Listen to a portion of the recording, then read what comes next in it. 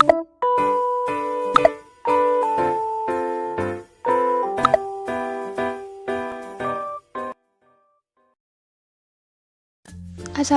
warahmatullahi wabarakatuh. Halo teman-teman, saya Desi Trilanasari, NIM 18070161117.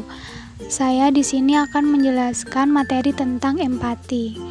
Silakan disimak ya teman-teman. Nah, yang pertama, apa sih itu empati? Pasti kita sudah tidak asing lagi ya dengan empati karena kita sebelumnya sudah pernah mempelajarinya. Nah, di sini menurut Harlock tahun 1999 menyatakan bahwa empati adalah kemampuan seseorang untuk mengerti tentang perasaan dan emosi orang lain, serta kemampuan untuk membayangkan diri sendiri di tempat orang lain. Yang kedua, menurut Baron menyatakan bahwa empati merupakan kemampuan untuk dapat merasakan atau memikirkan apa yang dialami oleh orang lain, sehingga mempengaruhi sikap kita. Berdasarkan uraian di atas, dapat disimpulkan bahwa empati merupakan kemampuan untuk merasakan perasaan orang lain dan mencoba menyelesaikan masalah dengan sikap yang tepat secara emosional. Nah, lalu apa sih perbedaan simpati dan empati itu? Kalau simpati, itu kita menaruh perasaan belas kasihan kepada penderitaan orang lain atau kesusahan orang lain. Contohnya di depan kita ada orang yang jatuh, lalu kita bertanya, mas, gak apa-apa kan mas? Sakit mas, seperti itu. Kalau empati, selain di dalamnya terdapat perasaan, tetapi empati itu disertai dengan tindakan atau action. Contohnya, tadi ada orang yang jatuh di depan kita. Kita tanya, gak apa-apa mas, sakit mas, ayo aku antar aja mas ke rumah sakit atau berobat, seperti itu. Terus bilang, saya juga pernah kok mas merasakan jatuh kayak gitu. Jadi menempatkan diri kita seperti orang lain itu, karena kita pernah merasakan jatuh seperti orang itu. Nah, itu perbedaan simpati dan empati. Nah, di slide selanjutnya terdapat tahap perkembangan empati. Menurut Sapiro, tahap perkembangan empati dibagi menjadi 4, yaitu yang pertama empati emosi. Empati emosi ini dari usia 0 sampai 1 tahun. Nah, bayi berusia 0 sampai 1 tahun akan mencoba melihat bayi lain yang sedang menangis dan sering sampai ikut menangis.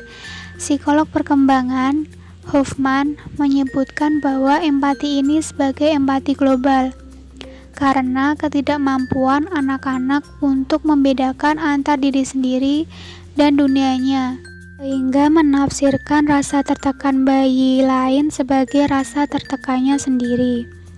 Yang kedua, empati egosentrik.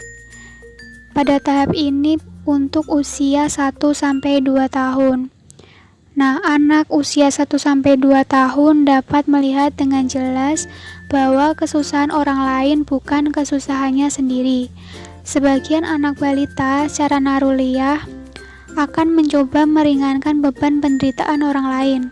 Namun, karena perkembangan kognitifnya belum matang, anak-anak seusia ini tidak begitu yakin dengan apa yang harus diperbuatnya dan akhirnya mengalami kebingungan dalam berempati.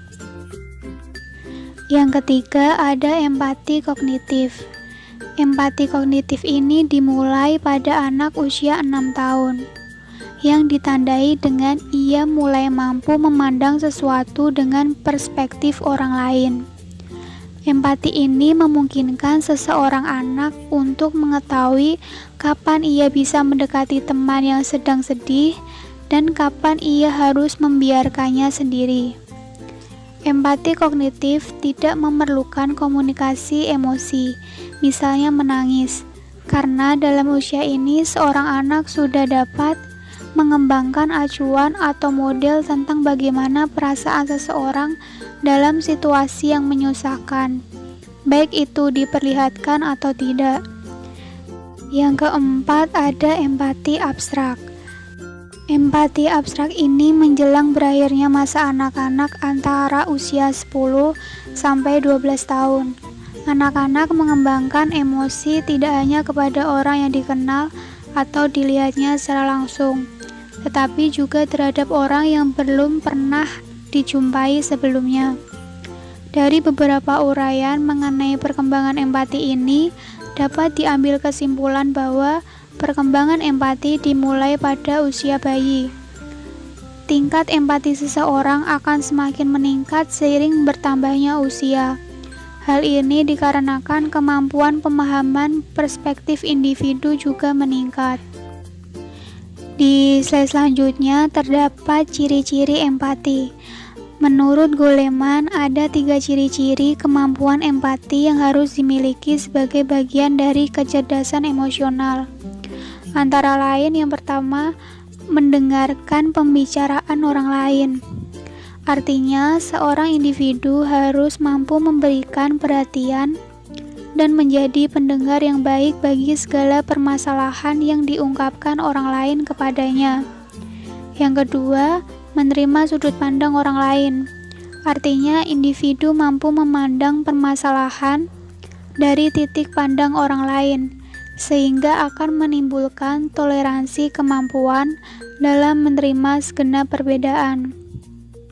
Yang ketiga, peka terhadap perasaan orang lain. Artinya, individu mampu membaca perasaan orang lain dari isyarat verbal dan nonverbal, seperti nada bicara, ekspresi wajah, gerak-gerik, dan bahasa tubuh orang lain. Di slide selanjutnya terdapat faktor yang mempengaruhi empati.